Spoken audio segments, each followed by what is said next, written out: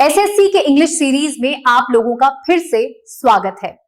15 अक्टूबर shift 1 पहला select the most appropriate antonym of the underlined word in the given sentence.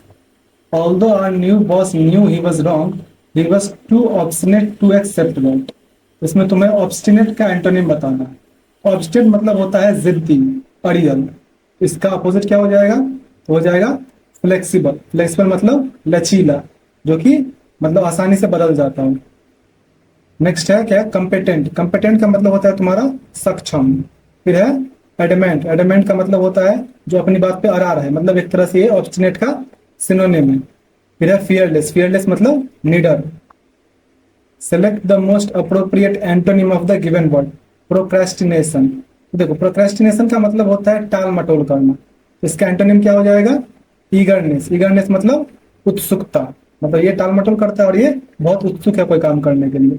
इसके अलावा क्या है? टिमिडनेस। टिमिडनेस मतलब डरपोकपन। हेजिस्टेंस मतलब होता है तुम्हारा झिझक। और हाउइंग का मतलब होता है, हाउइंग का मतलब ये नहीं होता, ये स्पेलिंग ही गलत है। नेक्स्ट है select the most appropriate meaning of the given idiom. Like a bat out of hell. तो like a bat out of hell का मतलब होता है बहुत तेज गति से। क्या हो जाएगा?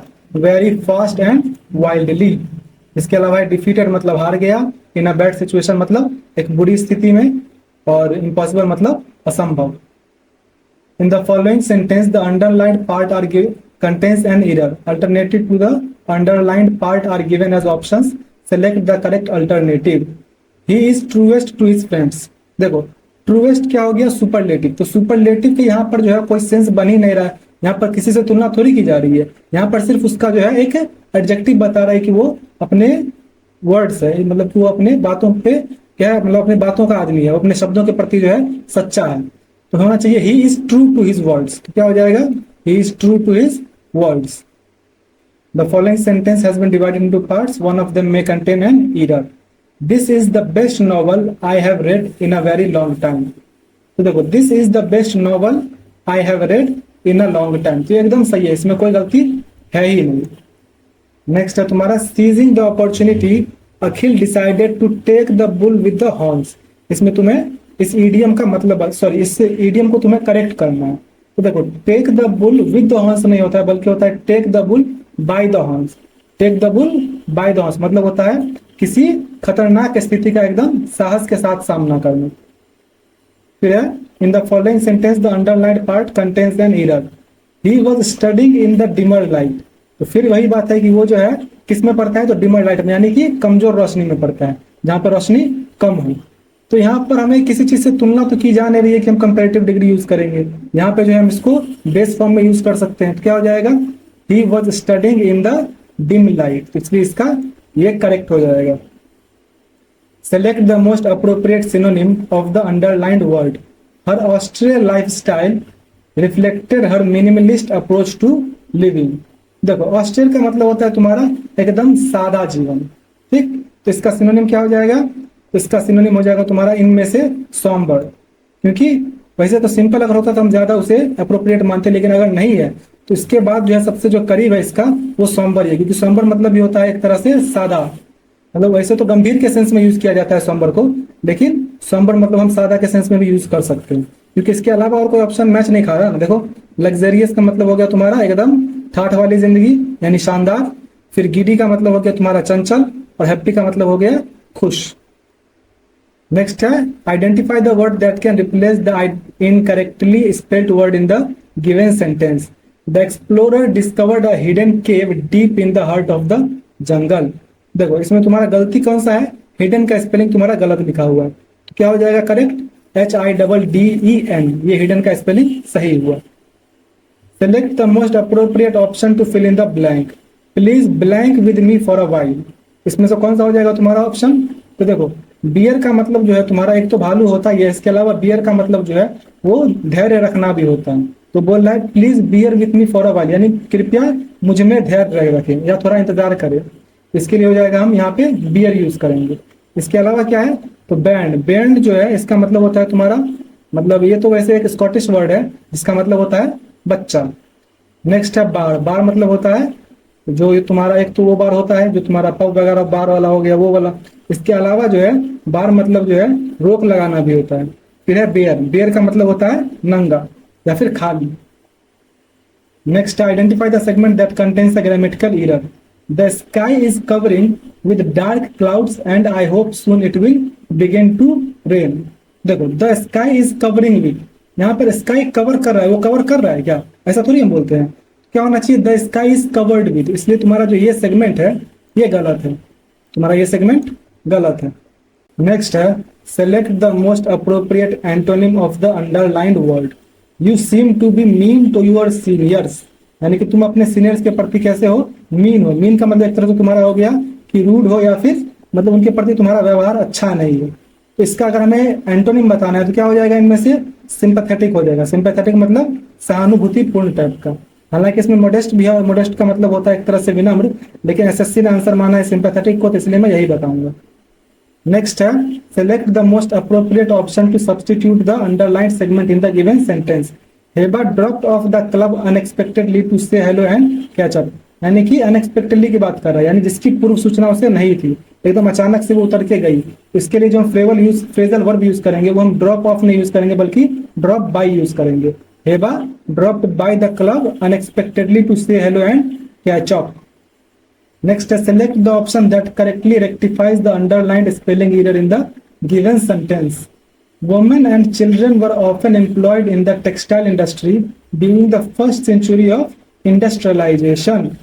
इसमें सेंचुरी की स्पेलिंग गलत लिखी हुई है। सेंचुरी की जो सही स्पेलिंग होगी वो होगी CENTURY, मतलब शताब्दी। नेक्स्ट है, blank we gave them was some handsome ice cream. तो इसमें से कौन सा तुम्हारा ऑप्शन एकदम अप्रोप्रिएट बैठ रहा है?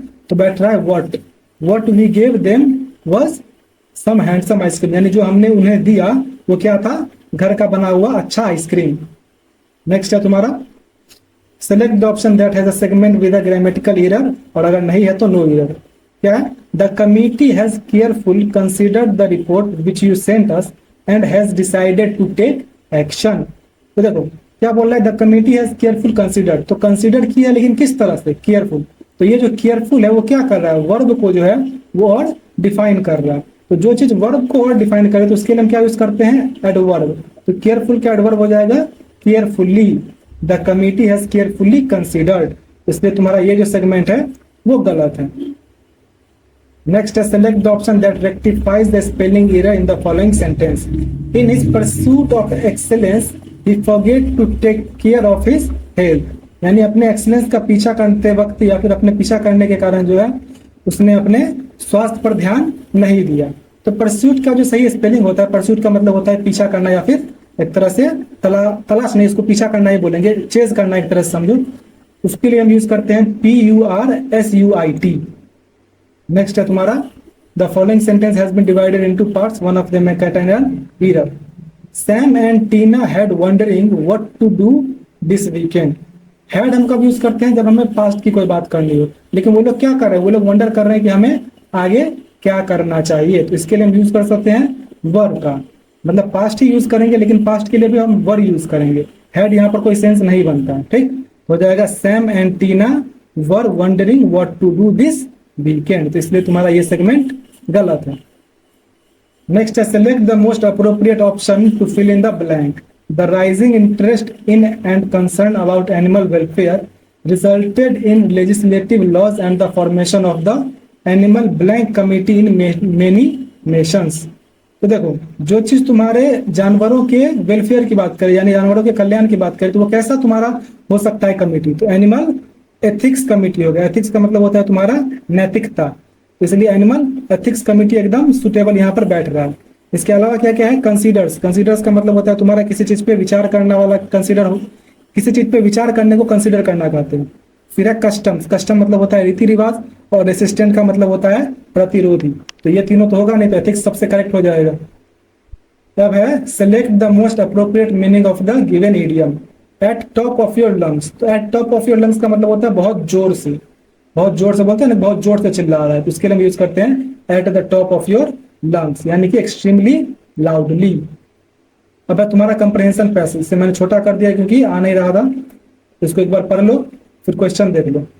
1, 2, 3, 4 and 5।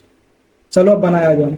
Language is a powerful decide that blank communication and interaction between individuals. तो दैट क्या हो सकता है? Delays, facilitates, qualifies, experiences. तो सबसे सही तुम्हारा बैठ रहा है फैसिलिटेट्स, यानी कि उस फैसिलिटेट्स मतलब होता है कि वो किस चीज को सुगम बनाता है। तो भाषा किस चीज को सुगम बनाता है? कम्युनिकेशन एंड इंटरेक्शन को। नेक्स्ट है तुम्हारा, नेक्स्ट यहीं से देखना होगा। It serves as a crucial tool for expressing thoughts, emotions, and ideas. Blank richness of language can be observed in various forms. Blank richness of language. The, no या and. तो सबसे बढ़िया यहाँ पे आ जाएगा the. The richness of language can be observed in various forms. इसके बाद क्या है? It is a fundamental aspect of human interaction and plays a vital role in shaping societies and cultures.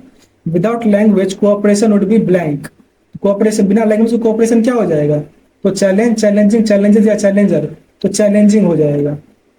आगे क्या बोल रहा है? Further new words are blank into the library. New words library में क्या किए, वोकैबुलरी में क्या किए जाते हैं? तो देख लो क्या हो सकता है? इंटीग्रेटेड, इंटीग्रल, इंटीग्रिटी या इंटीग्रेशन। तो integrated, new words are integrated in vocabulary. Next है तुम्हारा, the ability to modify and adapt language is a key aspect of linguistic competence. Blank, the importance of language cannot be underestimated. तो blank का जगह क्या आना चाहिए? In order to, in conclusive या in spite of या in any case। तो in any case सबसे अप्रोप्रिएट बैठ रहा है कि किसी भी हाल में लैंग्वेज के इंपॉर्टेंस को जो है हम अंडर एस्टिमेट नहीं कर सकते। चलो यहीं ये खत्म हुआ। आपका जो भी स्कोर हुआ कमेंट कर दीजिए। मिलते हैं नेक्स्ट वीडियो में।